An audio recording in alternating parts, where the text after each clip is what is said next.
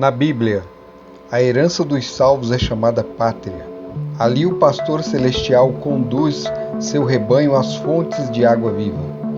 A árvore da vida produz seu fruto de mês em mês, e as folhas da árvore são para a saúde das nações.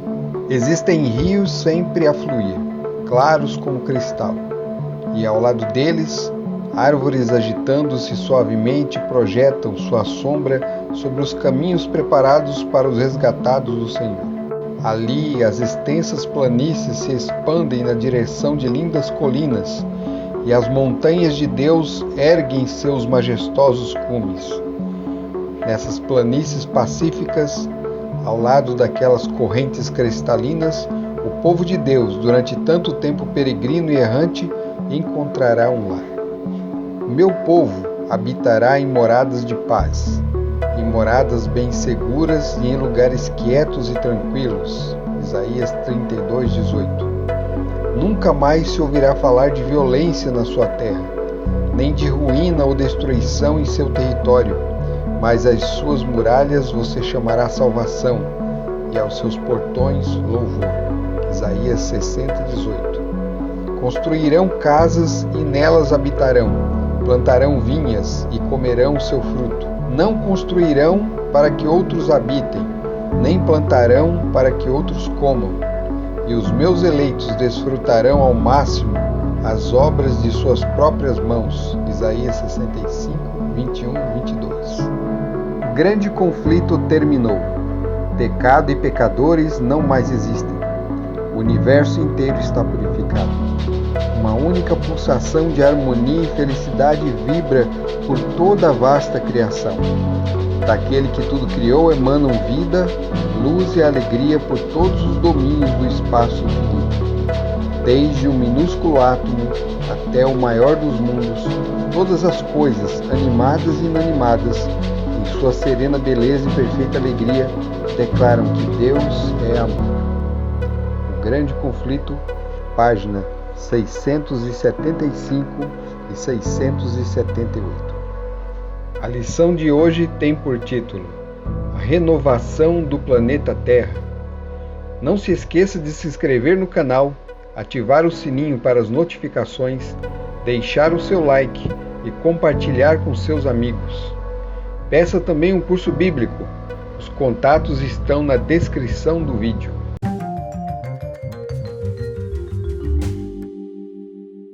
Oi para você que segue o canal Pão do Advento.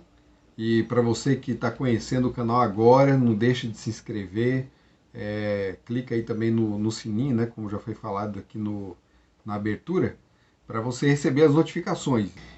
Bom, chegamos ao final então do nosso estudo do livro de Isaías, né? Hoje nós vamos estudar o capítulo 65 e 66 do livro de Isaías. Na semana que vem nós vamos começar uma lição nova. A partir da semana que vem, então, a gente começa um novo estudo, que é sobre a aliança, né? O tema da lição é a promessa, a aliança eterna de Deus. Então, vocês estão vendo a capinha, essa é a capinha da próxima lição. Você pode conseguir a lição pela casa, pelas livrarias da Casa Publicadora Brasileira. Pode pedir também pela internet, né? Não sei se a internet está vendendo edições avulsas, né? Você pode também fazer assinatura digital, né? Ter a lição no seu celular. E você pode também acompanhar a lição pelo site da CPB, que é esse site aqui, né? Se você não quer comprar a lição, você tem a lição da Escola Sabatina disponibilizada pelo próprio site. Então nós vamos ao estudo da lição de Isaías de hoje, né? Para finalizar aqui. E o título da lição dessa semana é a renovação do planeta Terra, né? Renovação da Terra. Vamos lá, né? Aproveitando que o tema da aliança vai ser estudado na próxima semana, é importantíssimo que você tenha noção de que para entender o livro de Isaías, nós temos que entender a aliança, né? Uma coisa puxa a outra. Olha, vou deixar esse esqueminha aqui para vocês aí, para vocês entenderem aí, ó. A Bíblia funciona assim, o estudo da Bíblia funciona assim, ó. Nós temos na Bíblia várias histórias, nós encontramos muitas histórias na Bíblia. mas é o foco, né? Existe um foco que permeia assim, a Bíblia do início ao fim, né? Do começo do Gênesis até o Apocalipse. Então nós temos um personagem principal na Bíblia, que é Cristo, é o próprio Cristo. Então Cristo ele se encontra desde o Gênesis até o Apocalipse, né? Ele está ali, presente todo o tempo. E a aliança, o tema da aliança também está presente em toda a palavra de Deus, desde o Gênesis até o Apocalipse. Por quê? Porque o ser humano quebrou, né, a lei de Deus, e aí Deus agora faz uma aliança com o ser humano para que essa separação que houve entre Deus e os homens seja derrubada, esse muro de separação seja derrubado e que o homem tenha acesso novamente ao Pai, né? Então a aliança, o tema da aliança ela está presente desde o Gênesis até o Apocalipse. Né? Tudo é cumprimento da aliança, tudo tem a ver com a aliança. A obediência, a graça tem a ver com a aliança, a fé é tema da aliança, a morte de Cristo, a ressurreição de Cristo, tudo tem a ver com a aliança. Né? O povo de Deus que vai trabalhar agora para a proclamação do Evangelho tem a ver com a aliança também. Tudo tem a ver com a aliança. Então, se não entender o tema da aliança, fica complicado, acaba tirando conclusões erradas a respeito do livro de Isaías e qualquer outro livro da Bíblia. O outro ponto também que está presente desde o início até o fim, né, o pano de fundo de todas as histórias bíblicas, o grande conflito. Então, o grande conflito, que é a guerra ali entre o bem e o mal, é um conflito que começou no céu, né? Então nós não temos cronologicamente assim narrados na Bíblia, né, a história desde o céu, mas nós vamos encontrando, inclusive no próprio livro de Isaías nós estudamos aqui, né, o conflito lá no céu, o reino de Babilônia, o rei de Babilônia é usado ali como um símbolo do inimigo, né, que procurou, né, ser semelhante a Deus lá no céu, e por conta disso, por conta dessa sua vaidade e da sua rebelião, foi expulso de lá. Então isso linka com o livro de Apocalipse. O Apocalipse vai trazer mais detalhes sobre esse conflito no céu. O inimigo foi expulso para cá, perseguiu a igreja, persegue a igreja até hoje, perseguiu o Filho de Deus e persegue o Filho de Deus até hoje, porque quando o inimigo persegue os filhos de Deus, o objetivo dele é atingir o Criador, é atingir o Deus Todo-Poderoso. Então o grande conflito ele está ali, presente. Então nós temos o início lá e nós temos o final dele. Nós temos a aliança proposta no início e nós temos o cumprimento final da aliança ali no estabelecimento dos novos céus e nova terra. E é justamente isso que nós vamos falar hoje. Nós vamos falar sobre o estabelecimento da nova terra. Então, vamos ao primeiro tópico: novos céus e nova terra. O texto bíblico, né, um texto longo aqui do verso 17 ao 25 do capítulo 65 de Isaías, vem dizendo o seguinte: pois eis que eu crio novos céus e nova terra, e não haverá lembrança das coisas passadas, jamais haverá memória delas. Exultem e alegrem-se para sempre no que eu crio, porque eis que crio para Jerusalém alegria e para o seu povo exultação. Eu me alegrarei por causa de Jerusalém e exultarei no meu povo, e nunca mais se ouvirá nela nem voz de choro, nem de clamor. Nem haverá mais nela criança que viva somente alguns dias, nem velho que não complete os seus dias, porque morrer aos 100 anos será morrer ainda jovem, e quem pecar só aos 100 anos será amaldiçoado. Eles construirão casas e nelas habitarão, plantarão vinhas e comerão seu fruto. Não construirão para que outros habitem, nem plantarão para que outros comam, porque a longevidade do meu povo será como a da árvore, e os meus eleitos desfrutarão ao máximo as obras das suas próprias mãos. Não farão seu trabalho em vão, nem irão gerar filhos para a calamidade, porque são a descendência dos benditos do Senhor, e os seus filhos estarão com eles. Antes mesmo que clamem, eu responderei. Estando eles ainda falando, eu os ouvirei. O lobo e o cordeiro pastarão juntos, e o leão comerá palha como o boi. Pó será a comida da serpente. Não se fará mal nem dano algum em todo o meu santo monte, diz o Senhor. Vamos lá, esse texto aqui é um texto que à primeira vista parece simples, mas não é. Né? Então a gente tem que entender uma coisa, tem que entender o tema geral aqui de Isaías, né? O que Isaías foi chamado para quê? Isaías foi chamado para alertar o povo de Judá, né? A nação, ele era um profeta que se dedicou mais ao reino de Judá, embora suas palavras também tenham chegado ao reino do norte, ao reino de Israel, né? Ele profetizou também sobre o reino do norte, mas ele trabalhou ali, no reino de Judá. Nós temos Isaías trazendo uma mensagem de advertência contra o povo de Judá, né? O povo de Judá, ele fala assim, o povo de Judá, por causa da sua rebelião, seria levado ao cativeiro. Então ele já tem aqui uma promessa do retorno do cativeiro. Nós já falamos isso em outras lições. Então essa nova terra que é criada aqui, ela é de certa forma a Jerusalém restaurada, né, depois do cativeiro. Só que o texto ele é muito amplo, ele não se limita só a aquele momento histórico, que era futuro ainda, mas é um momento pequeno ali na história de Israel, né, do povo de Judá. Né? O texto de Isaías ele alcança os dias de Cristo e os últimos dias. Né? Ele vai além, a profecia dele é completa. Então ele está se referindo a Jerusalém restaurada, a Jerusalém aqui terrena, mas ele está falando da Jerusalém futura. Né? Então quando ele fala crio novos céus, nova terra, ele está se referindo a uma nova criação de fato. Deus ele irá recriar o mundo. Então, na mente de muita gente, isso é uma coisa que não faz sentido. Né? Porque, infelizmente, essas passagens que falam da nova terra, da nova criação de Deus, elas foram espiritualizadas. Né? Então, alguns movimentos religiosos cristãos espiritualizaram as passagens. Então, toda vez que se fala de novo céu e nova terra, eles entendem que está falando do céu lá em cima.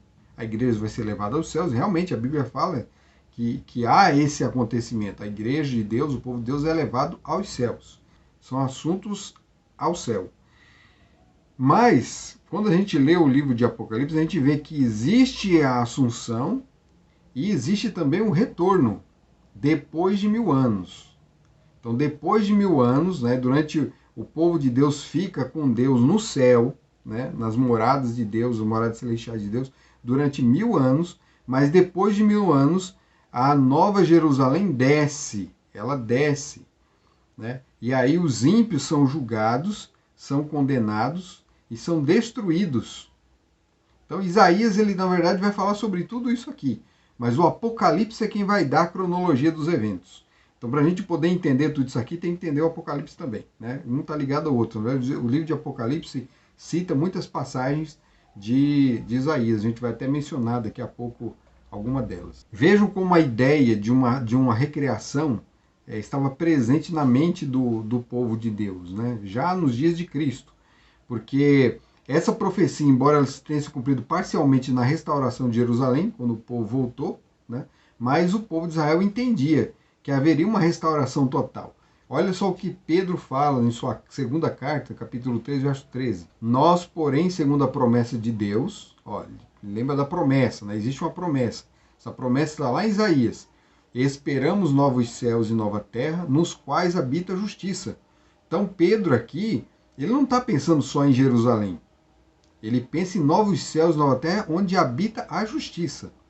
E aí João, em Apocalipse 21:1, vai dizer: E vi novo céu e nova terra, pois o primeiro céu e a primeira terra passaram, e o mar já não existe. Então ele amplia aqui, né? João amplia, né, o sentido aqui que Pedro já dava, que Isaías deu. Né? E ali no capítulo 21 de Apocalipse, você vai encontrar uma descrição. Né?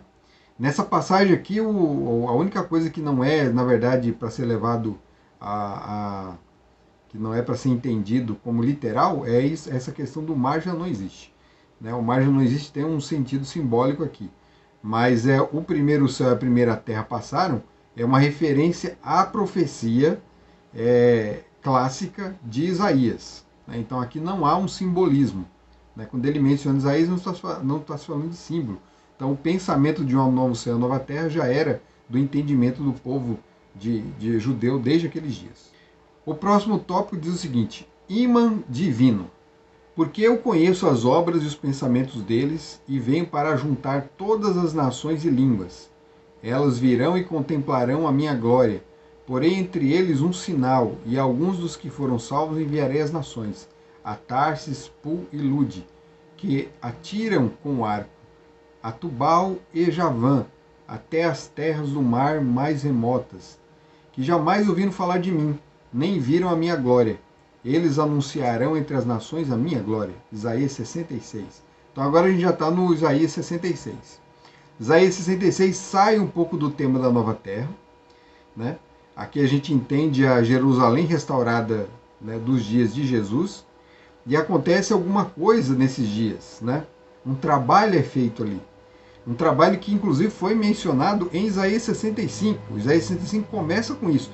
Então, na profecia de Isaías, a gente vê um vai e vem de momentos históricos, né? Então, ele conta um evento, como o Evangelho levado às nações, e depois ele parte para a restauração, depois ele volta novamente, depois ele parte para a restauração, depois ele fala da destruição dos ímpios, ele termina o livro falando da destruição dos ímpios. Mas pelo livro de Apocalipse, a gente vê que a destruição dos ímpios acontece antes da renovação da terra. Então os eventos estão misturados ali. A gente tem que saber colocar em ordem cronológica. Eu deixei uma linha do tempo no final. No final do vídeo, guarda aí, assiste até o fim para você ver a linha do tempo. Então olha só o que Isaías 65, a gente leu 66. Olha como começou 65. Fui buscado pelos que não buscavam por mim. Fui achado por aqueles que não me buscavam. A um povo que não se chamava pelo meu nome, eu disse, eis-me aqui, eis-me aqui. O que esse texto quer dizer? Antes da restauração de todas as coisas, antes da restauração da terra, o evangelho ele tem que ser levado a todo mundo, né? A gente viu isso, o cumprimento disso já nos dias de Jesus, né? A gente via pinceladas disso no antigo reino de Judá e de Israel, mas a gente vê já Jesus trabalhando com isso. Jesus não quer que o evangelho fique só ali. Ele fala isso várias vezes para os discípulos dele. Os discípulos ainda assim não entenderam. Essa ideia de que Deus escolheu um povo, que a verdade que ele deu ficaria ali fechada, né, nas quatro paredes daquela nação, era uma ideia muito fixa, né? Então raramente havia conversões de gentios para o judaísmo, né? Era pouco, né? Acontecia, mas era pouco. O propósito de Deus não era que fosse um aqui e outro ali, não. Ele queria alcançar o mundo todo. Jesus declarou assim, olha, eu tenho outras ovelhas que não são desse aprisco. A mim convém congregá-las. Então Deus ele tinha um propósito, Jesus tinha um propósito, que o evangelho fosse levado aos gentios. A gente vê isso nas parábolas. Quando você faz o estudo das parábolas de Jesus, você vê Jesus está falando isso a todo momento, a todo momento. Ele está falando do povo de Israel, de Judá, e está falando que Judá não aceitaria a mensagem, mas que os judeus aceitariam. Ele está sempre mostrando isso aí, né? A realidade dos dias dele. E isso vai acontecer no Atos dos Apóstolos. Em Atos dos Apóstolos a gente vai ver o cumprimento disso aqui, de Isaías. Então o que acontece no Atos? Em Atos, os cristãos são dispersos. Nessa dispersão a gente vê Paulo fazendo esse trabalho, não só Paulo, mas outros, mas a gente tem Paulo como uma figura ali mais forte nesse quadro, né, que é pintado ali no livro de Atos. E o evangelho alcança muitos povos, praticamente o mundo antigo foi alcançado pelo trabalho desses discípulos de uma forma muito rápida. Foi muito rápido, né? Então esse é o cumprimento, porque lá em Isaías 66 vem falando de várias nações que seriam alcançadas, né? Fala de Tarsis, Pul, Lude, Tubal, Javã. Todas essas nações aí eram nações que não tinham a luz do evangelho. A luz chegava ali nos dias de Judá palidamente, assim, né? Por mensageiros, né? Pelo que acontecia ali, a fama que tinha o reino de Judá, mas não por um trabalho missionário. Não exatamente por um trabalho missionário. Então agora no Atos, o Espírito Santo toma conta dos discípulos e o evangelho é alcançado, né? E aí acontece isso que foi dito aqui em Isaías 65:1, né? Ele foi achado, quem foi achado? Deus. Deus foi achado por aqueles que não me buscavam. Então os gentios não buscavam Deus, né? Havia até uma ansiedade pela verdade, havia ali um desconforto, havia no mundo gentílico já um cansaço, porque a religião que eles tinham não trazia a paz que eles esperavam. Então eles estavam ansiosos por alguma coisa. E aí vem a igreja cristã levando essa mensagem de amor e de esperança, e o sucesso da pregação do evangelho foi tremendo, né? Ou seja, era a comida sendo levada ao faminto. Eles tinham fome, mas não sabiam do que. Quando a comida chegou, se fartaram, né? Então esse é o cumprimento desses textos de Isaías. E aqui vem falando do imã, né? O tema é o imã divino, né? Porque Jesus ele atrai, ele é atraente. A mensagem foi levada e fez sucesso justamente por isso, porque ele atrai, e o povo tinha necessidade de algo, né? Alguns até sabiam o que era, mas outros não. E todos abraçaram, né? Então, é lógico, né? Todos é modo de falar, né? Muita gente abraçou. O tópico seguinte continua o tema: missionários e líderes de adoração. Então agora os gentios foram alcançados, ou seja, aquele povo que não chamava pelo Senhor, agora foi alcançado, né? Foi encontrado. Deus foi encontrado por aqueles que não o procuravam, que não chamavam por ele. E Deus faz mais ainda com eles, né? Porque todas aquelas promessas que foram dadas a Israel e a Judá, agora se cumpririam também com os gentios. Os gentios seriam enxertados nessa planta, que era ali o povo de Deus, já que nasceu ali com Abraão. O povo gentil seria enxertado, né? E o texto fala assim, que era até, né, que aqueles que foram enxertados deveriam tomar cuidado para não falarem mal, né, para não menosprezarem aqueles que já faziam parte da planta, né? Que a planta já existia. Então nós, gentios, somos enxertados nessa planta. Hoje, infelizmente, existe um desprezo no mundo cristão em relação aos judeus, né? Existe, então isso aqui é para a gente pensar, né? Deus ele não quer separação. Então quando Deus foi atrás dos gentios, não é porque ele rejeitou e impediu que o povo de Israel fosse abençoado de novo, que perderam a salvação. Não é isso, não. Eles não perderam a salvação. Mas havia alguns privilégios que foram retirados dele. Deus não trabalharia mais com eles como nação, mas eles continuariam sendo o povo de Deus. E agora em associação com os gentios. Agora eles todos fazem parte de uma única planta. Eles são uma única planta agora. Porque antes os gentios eram rejeitados. Agora não. Agora eles foram abraçados. E aí Isaías 66:20 diz: de todas essas nações, eles trarão todos os irmãos de vocês como uma oferta ao Senhor. Virão sobre cavalos, em carros, em liteiras, e sobre mulas e camelos, ao meu santo monte, a Jerusalém, diz o Senhor, como quando os filhos de Israel trazem suas ofertas de cereais em vasos puros à casa do Senhor. Então todos eles seriam trazidos ao Senhor como oferta. Então o trabalho missionário deles fariam dos gentios, né, uma oferta viva ao Senhor. Lembra lá que Paulo fala que nós devemos entregar nossos corpos, né, a Deus como sacrifício vivo? Então nós somos uma oferta viva que é trazida ao Senhor, né, nós os gentios. O Evangelho nos alcançou. A profecia ali se cumpre em nós. A profecia de Isaías se cumpre em nós. Nós somos esses irmãos, né, que foram trazidos de longe para o seio de Abraão. Fomos enxertados nessa planta de Deus, né? E o tópico seguinte, que fala comunidade de fé, continua, né? Vem falando agora dos privilégios que esse povo enxertado tem. Também deles escolherei alguns para sacerdotes e para levitas, diz o Senhor, né? Então a gente sabe que nos dias do antigo Israel, de Judá, nos dias do próprio Cristo, quem fazia parte do trabalho sacerdotal era a tribo de Levi. Nenhuma outra tribo, nem mesmo entre o povo de Israel, outra tribo poderia fazer esse tipo de trabalho.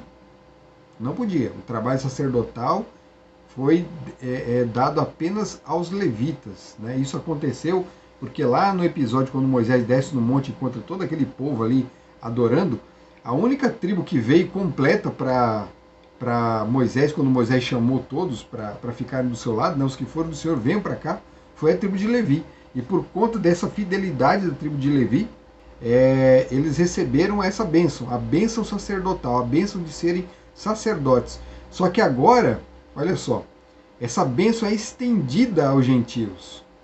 Uma bênção que nem tinha sido estendida às outras tribos, é agora estendida a todos, né?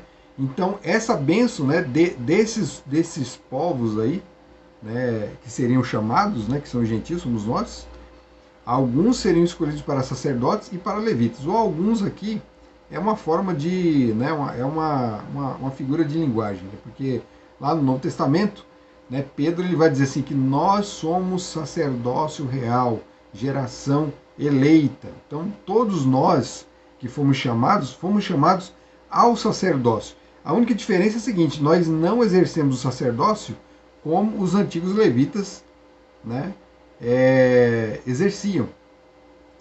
Mas exercemos o sacerdócio no sentido de que, como os levitas, somos instrutores do povo, somos pregadores da palavra de Deus. Os levitas faziam o trabalho ali de ofertas ao Senhor, né, com os animais que eram mortos diariamente. Né, os sacerdotes eram levitas, né, eram da tribo de Levi, né, e o sumo sacerdote era da tribo de Arão, não podia ser também da tribo de Levi, simplesmente tinha que ser da família, além de ser da tribo, tinha que ser da família de Arão, que já era dessa tribo. Né? Então era a família especial ali. Então nós somos sacerdotes, nós somos até da família de Arão agora. Até isso. Mas como é que nós oferecemos então os sacrifícios agora? Nós agora não apresentamos mais sacrifícios de animais. Nós temos que levar ao povo, às nações, o verdadeiro cordeiro que foi morto. O Cristo morto na cruz do Calvário. O Cordeiro de Deus morto no Calvário. Nós agora somos sacerdotes para apresentar ao povo nesse sentido. Essa é a nossa função. Infelizmente, a igreja cristã, na Idade Média, adulterou esse pensamento aí. E criou, de fato, um sacerdócio novo. Como se fosse uma continuação quase que exata do antigo sacerdócio levítico. Mas não é assim. O sacerdócio de intercessão é realizado unicamente por Cristo no céu. Cristo ele é o nosso sumo sacerdote. Nós não somos sumos sacerdotes aqui, nós não fazemos esse tipo de sacerdócio. Nós somos sacerdotes, né, reis e sacerdotes de Deus aqui, porque nós temos o trabalho de levar o Cordeiro morto e ressuscitado para as nações. Assim nós cumprimos o nosso sacerdócio. E também cumprimos orando uns pelos outros, intercedendo uns pelos outros. Né? Então nós temos uma função levítica de intercessão aqui, mas diferente da de Cristo. Porque Cristo ele é o único e verdadeiro real intercessor entre nós e o Pai. Né? Ele é quem faz a ligação. Mas nós levamos esse Cristo intercessor a outras pessoas. Né? Nós trabalhamos, né, nós fazemos o trabalho, né, como sacerdote para Cristo nesse sentido. E aí nós vamos agora para o último tópico que diz a posteridade e o nome dos salvos. Então nós temos dois textos aqui para ler. Né? Vamos meditar bem aqui. Porque assim como os novos céus e a nova terra que hei de fazer estarão diante de mim, diz o Senhor, assim também estão diante de mim a posteridade e o nome de vocês. De uma festa da lua nova a outra e de um sábado a outro, toda a humanidade virá adorar diante de mim, diz o Senhor. Isaías 66, 22, 23. De novo, a nova terra aparece aqui. Ela é mencionada depois que é falado isso da pregação do Evangelho, do Evangelho alcançar os gentios, né? Das pessoas serem abençoadas por isso, se tornarem sacerdotes. Aí agora ele fala o resultado, né? O que vai acontecer com esse povo nessa terra renovada.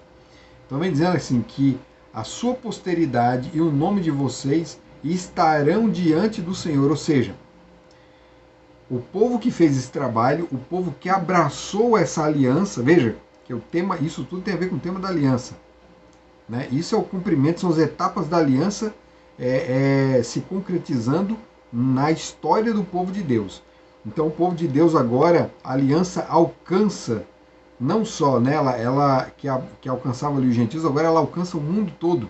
O mundo todo agora faz parte. O mundo é alcançado e por conta disso, por termos abraçado a aliança, por fazermos parte desse grupo, né, que aceitou o Messias, aceitou o servo sofredor, aceitou o seu sacrifício, aceitou sua morte, a sua ressurreição, e que agora faz parte desse povo como sacerdotes, né, e como reis e sacerdotes nesse ministério aqui terreno, eles terão o seu nome e a sua posteridade diante do Senhor para todo sempre. Né? Estarão lá na nova terra. E não só isso, lá continuarão trabalhando, porque tem uma promessa maravilhosa nesse texto aqui. É dito que lá na nova terra, nessa terra restaurada, de uma lua nova até uma outra lua nova, ou seja, de um mês a outro mês, né, as luas, elas marcavam, além de terem as festas no antigo Israel, elas eram usadas para marcar festividades, né?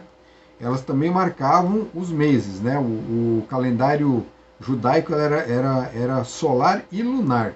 Então os meses eram calculados também pela posição da lua, né? Olha, não estou falando de misticismo aqui não, por favor, não misturem as coisas, né? A lua é usada aqui apenas como que foi dito lá no Gênesis, né? Para que foi feito o sol e a lua? Para marcarem os tempos, as estações e as épocas. Então aqui ela continua com essa função. Então a lua aqui, a lua nova aqui, ela marca um mês, de um mês a outro mês, de uma lua nova até outra lua nova, um mês a outro mês. Então de um mês a outro mês, todos virão adorar ao Senhor na nova terra. Todos, né? Esse vai ser o trabalho, essa vai ser a maior glória. Que Isaías veio dizendo no capítulo anterior que haverá trabalho na nova terra, mas é um trabalho gostoso, você não vai trabalhar para os outros, não vai trabalhar sofrendo, né? Todas as primeiras coisas passaram. Não haverá nem memória. Memória em que sentido? Não é que você não vai lembrar, mas o peso de glória é tão grande que as coisas passadas são tão pequenas que se tornam insignificantes. Virão de uma lua nova a outra lua nova adorar a Deus e de um sábado a outro. Olha o sábado de novo aqui na questão, né? Infelizmente o mundo cristão hoje entende que o sábado era uma relíquia dos judeus que durou até os dias de Jesus. Mas a gente vê que a Bíblia, né, quando a gente estuda com profundidade a palavra de Deus, a gente vê que a Bíblia não diz isso. Olha o que Isaías está falando aqui. Olha o que Isaías está dizendo aqui. Isaías está dizendo que lá na nova terra, o sábado continuará sendo guardado. De um sábado a outro sábado, né, ou seja, toda semana, e no sábado, toda a carne virá adorar o Senhor. Então o sábado continua sendo um dia de adoração na nova terra. Ele faz parte da aliança. Isaías declara isso aqui no seu texto, né, no seu livro. Nós estudamos nas lições passadas isso. O sábado faz parte da aliança. Não tem como tirar ele dali. Não tem como. Então tirar ele é quebrar a aliança. Se você junta todos os textos que falam do sábado, coloca tudo dentro do seu contexto histórico ali, você vai entender que o sábado ele não foi abolido, não foi retirado, jamais, em nenhum momento. Ele existia nos dias de Jesus. Jesus guardou o sábado. Jesus repousou no sábado até na sua morte. Porque ele não precisava ter ressuscitado no terceiro dia. Né? Não foi à toa que ele ressuscitou no terceiro dia. Aquele sábado que ele descansa no túmulo era até um sábado especial. Ele era um sábado dos sábados. Ele era um sábado cerimonial e era um sábado do mandamento. Né? Deus ele respeitou aquele dia e ressuscitou o seu filho no primeiro dia da semana, começando ali uma nova semana. Né? Então o sábado ele marca o final da criação, ele é um emblema da criação, ali no Gênesis, e ele ali no Novo Testamento, ele é um emblema da redenção, porque ali no sábado fica concluído toda a obra da redenção. Entenderam o link que existe entre uma coisa e outra? Então é isso, o sábado ele é importantíssimo, faz parte da antiga aliança, faz parte da nova aliança, e estará com o povo de Deus para todo o sempre. Para sempre. Né? E agora vamos ao texto final, né, que coloca um detalhe aqui da história fora da ordem cronológica. Tá? Mas a gente tem que entender também que Isaías está falando para o povo de Judá para os seus dias, porque tem um cumprimento ali parcial nos seus dias. É dito assim, Isaías 66, 24: Eles sairão e verão os cadáveres daqueles que se rebelaram contra mim, porque o seu verme nunca morrerá, nem o seu fogo se apagará, e eles serão um horror para toda a humanidade. Então, primeiro, a gente tem que entender uma coisa aqui, sobre essa questão de o seu verme não morrerá. A tradução correta aqui não seria o seu verme não se apagará, o seu fogo não se apagará. Né? O certo seria, seu verme ainda não tinha morrido, e o seu fogo ainda não se apagou. Essa seria a tradução mais correta, né? Por quê? O texto aqui ele dá a entender que o fogo é um fogo eterno, né? Que o verme ali faz um trabalho eterno também. Né? Ninguém, nem os cristãos usam essa figura do verme, usa a figura do fogo, porque muitos acreditam no inferno, onde os ímpios, né, estarão ardendo. Então Deus ele tem aqui a descrição de dois povos. Tem um povo que está lá na nova terra, feliz e alegre, a sua posteridade estará diante do Senhor, ou seja, eles vai viver a eternidade toda diante do Senhor, né? E nós temos um outro grupo, um grupo que está ali no fogo, sendo comido pelos vermes. Só que esse grupo que está no fogo, ele não está vivo, viu? Porque a ideia que existe do inferno é de pessoas que estão lá, as almas sendo torturadas pelo diabo no fogo. Aqui não diz nada disso. Olha o que o texto diz. O texto diz que os cadáveres daqueles que se rebelaram, os que não aceitaram a mensagem, se rebelaram contra mim, serão comidos pelos vermes. Né? Um verme que ainda não morreu e serão consumidos por um fogo que ainda não se apagou. Então, olha, isso se cumpriu em parte nos dias de Judá, porque Deus ele deu cabo, por exemplo, à Síria, né? Deu cabo à Babilônia. Babilônia hoje não existe mais, a Síria não existe mais. Aquele reino da Grécia, que depois criou problemas para o povo de Deus, não existe mais. O Império Romano, como houve no passado, também não existe mais. Todos foram aniquilados, todos viraram cadáveres, foram comidos por vermes e destruídos pelo fogo. Só que tanto esse verme como o fogo já se apagaram, né? Tanto um como o outro. Então a gente tem que entender que o significado aqui não é para ser entendido ao pé da letra, né? Quando se trata lá do povo de Judá. Mas ele tem um cumprimento futuro, que aí se trata do mundo todo, do planeta todo, porque aqui Novos Céus e Nova Terra abrange o planeta todo. Esse castigo também, onde o fogo queima e o verme come, também se aplica ao mundo todo. Ou seja, o texto está querendo dizer o quê? Que os ímpios serão aniquilados, serão destruídos, porque o fogo, sempre que o fogo aparece na Bíblia, ele é um símbolo ou de purificação, mas não é o caso aqui, né? Eles não estão sendo purificados. E é um símbolo também de aniquilação. Aniquilação. Veja que o fogo, quando era oferecido o sacrifício que é chamado de holocausto, o holocausto, o sacrifício ele era totalmente consumido pela brasa. Mas a brasa, uma hora, né? Embora o fogo ali, a chama no santuário jamais podia se apagar, e no altar também não, né? O altar de sacrifício também não, mas aquele fogo já se apagou. Né? Porque quando Cristo morre na cruz do Calvário, todo aquele trabalho que era realizado ali chegou ao fim. Então o fogo ele tem um trabalho, ele tem uma finalidade, ele tem que cumprir. Né? O fogo que caiu sobre Sodoma e Gomorra, por exemplo, ele é chamado de fogo eterno também na Bíblia. Mas ele não queima mais. Ele não continua queimando. Né? Ele cumpriu o seu propósito, que era destruir Sodoma e Gomorra, destruiu, pronto, apagou-se o fogo. A mesma coisa acontece aqui com os ímpios no futuro. Lá no livro de Apocalipse a gente entende isso. Durante o milênio, né, os ímpios permanecem mortos. Depois do milênio, eles são ressuscitados para serem julgados e receberem a sua condenação.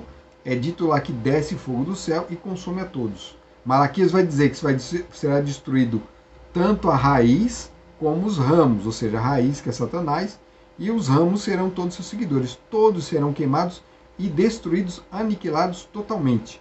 Então, isso de sair e ver os seus cadáveres lá fora, se cumpre parcialmente lá no futuro, se cumpriu também nos dias de Judá, porque Judá viu seus inimigos sendo destruídos e derrotados, né? E se cumprirá de forma completa ali quando depois do milênio, quando os ímpios serão totalmente destruídos, mas serão totalmente mesmo. Então esse fogo ele um dia se apaga e o verme um dia para de comer. E depois disso a terra será renovada. É isso que o Apocalipse diz. A terra será renovada. A palavra que é usada aqui por Isaías, a palavra para criar é bara. É a mesma palavra que é usada lá no Gênesis, quando Deus cria o mundo. Né? Só essa palavra é usada apenas para a criação divina. Então, quando ela é mencionada aqui, está se referindo a uma nova criação. Então, haverão de fato, não de forma espiritualizada, né? um céu transcendental, onde almas estarão ali voando e adorando a Deus ali ao redor. Não é assim que vai funcionar. Deus, ele tinha um propósito quando criou o mundo. E o propósito dele não acabou. Ele vai continuar com esse propósito nesse mundo mesmo. O mundo será restaurado. Então, quando a gente estuda com os detalhes da criação, né, desde o Gênesis até o Apocalipse, a gente entende que o propósito de Deus é restaurar todas as coisas. Então é isso, gente. Essa é a mensagem final de Isaías, né? Eu só vou deixar agora com você aqui uma linha do tempo. Prestem atenção, como é que a gente tem que entender.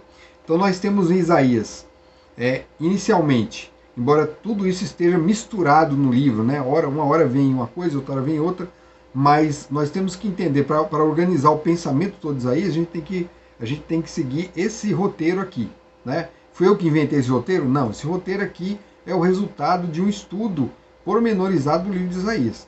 Então, assim, primeiro vem as admoestações. Isaías está repleto de admoestações, mas as admoestações funcionam para que o povo acorde e assim não seja necessário ser levados para o cativeiro. Mas Deus, prevendo já, ele já fala, o povo não vai ouvir e vai ser levado para o cativeiro. Então nós temos em seguida o cativeiro tanto de Judá quanto o cativeiro de Israel. O de Judá, ele dura por um tempo, né? Jeremias vai dizer que dura 70 anos. O de Israel não teve fim. Israel, na verdade, a nação de Israel foi destruída totalmente, foi totalmente espalhada pelo mundo, os povos da nação, né? A Síria espalhou, né, pelo mundo, e nunca mais Israel voltou a ser nação novamente. Depois vem o retorno do cativeiro babilônico. Então nós temos Isaías mencionando isso, e aí nisso ele vai misturando as promessas. O retorno do cativeiro babilônico com o nosso retorno aqui, o nosso cativeiro aqui hoje. Né? A igreja do futuro, o povo de Israel do futuro, também vive em cativeiro. A terra lá em Apocalipse é chamada de Babilônia, não é à toa. Né? Todo mundo corrompido, as religiões falsas, são chamadas de Babilônia. Né? E Deus vai retirar o seu povo dessa Babilônia e restaurá-los, para levá-los para a Nova Jerusalém. Então nós temos o retorno e depois nós temos a restauração de Judá.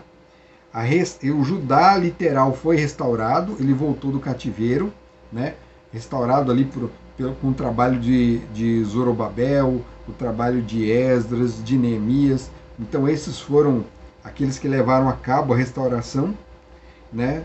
E depois disso nós temos o tema do Messias sofredor. E tudo isso vai se intercalando, porque o Messias é sempre mencionado. É mencionado na hora da demonstração, mencionado no momento do cativeiro, do retorno. Né? Mas aí nós temos aqueles momentos que ele trata pormenorizadamente sobre o Messias, né? O servo sofredor, que é Cristo na cruz. Então nós alcançamos, a profecia de Isaías alcança o tempo de Jesus. Depois é dito, né, depois de o Messias ter feito o seu trabalho aqui, agora ele volta novamente para o povo e fala do trabalho que o povo tem que fazer. O povo tem que levar essa verdade, tem que levar tem que apresentar o trabalho do Messias, o Messias restaurador ao mundo. Então as boas novas do Evangelho são mencionadas aqui no livro de Isaías, e é mencionado o trabalho que seria feito por esse povo de Deus aos gentios. E depois disso vem a destruição dos ímpios, né? Porque os povos aceitaram o Messias, vieram para ele como oferta, né? Como oferta viva, e aqueles que rejeitaram são agora destruídos. É o que a gente acabou de ler aqui em Isaías 66, 24. E depois da destruição vem a restauração da terra, né? Que foi o tema que nós tratamos aqui no livro de Isaías, no estudo do livro de Isaías hoje. Nessa nova terra, gente, a primeira terra teve um Adão e uma Eva que foram colocados ali no jardim. Né? Nós teremos um jardim de novo. A cidade santa é o paraíso, é o Éden restaurado aqui na terra. E nós temos agora um novo Adão. Não é que Adão não estará lá. Adão vai ressuscitar junto com sua esposa Eva. Estará lá nos novos céus e nova terra. Né? Eles verão tudo restaurado, tudo aquilo que eles tinham perdido, tudo agora restaurado novamente. Mas o Adão principal dessa nova terra não será o Adão original. O Adão principal é o próprio Cristo, o segundo Adão. E a Eva? Sabe quem é a Eva? A Eva é a sua igreja, a sua esposa, é o povo de Deus, o mundo todo, o mundo dos salvos, né? O mundo de salvos que estarão ali. Então haverá um Adão, né? E haverá uma Eva, que é a igreja de Deus, né? Nós fazemos parte dessa igreja, nós somos a Eva, né? nessa história. Nós estamos aqui nos preparando para o casamento com o noivo, o Adão místico aqui do Novo Testamento, né? O Adão restaurador. Por causa do pecado de um Adão, veio o pecado e a destruição sobre o mundo, a maldição sobre o mundo. E por causa de um outro Adão, que é Cristo, veio a salvação e a graça que superabundou em resgate a muitos, né? Isaías fala que são muitos, o Apocalipse fala que são muitos, que o número de salvos é como a areia do mar, são incontáveis, né? Isso já foi prometido para Abraão lá no início. Então faça você também parte desse grupo, né? Se você ainda não aceitou a mensagem de salvação, ainda é tempo. Aceite a mensagem agora, venha fazer parte, seja enxertado nessa planta, na planta do povo de Deus, né? A planta que cresce em direção ao céu. Venha fazer parte desse povo, junte-se a esse povo na proclamação do Evangelho para preparar o caminho para a segunda vinda de Cristo. Que Deus abençoe você. Até o próximo vídeo. Tchau.